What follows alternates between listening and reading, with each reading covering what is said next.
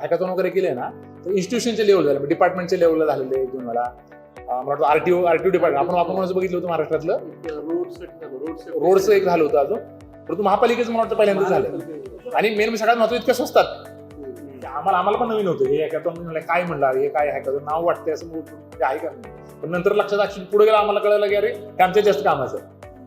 Hackathon is an effective way to engage youth, particularly Gen Z, in problem solving.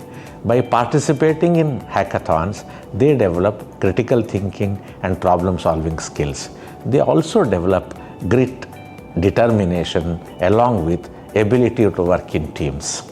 Samveer Hackathon is a collaborative effort from our university and Solapur Municipal Corporation. Through participation in this hackathon, the students have got an opportunity to constructively engage in solving the problems curated by Solapur Municipal Corporation. We have participation from more than 500 teams from 10 states of our country, and the shortlisted finalists, 25 teams, are visiting us on April 15th and 16th. I'm sure through this participation they develop motivation and their success here adds to their self-esteem.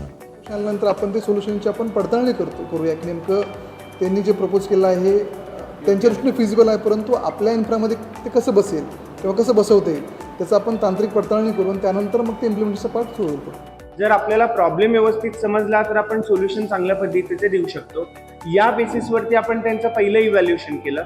दुसऱ्या इव्हॅल्युएशनमध्ये त्यांनी वेगवेगळे hardware sensor वापरून त्याचा prototype तयार केला आहे. तो prototype सोलापूरच्या गरजा पूर्ण करण्याजोगा आहे का हे बघितलं.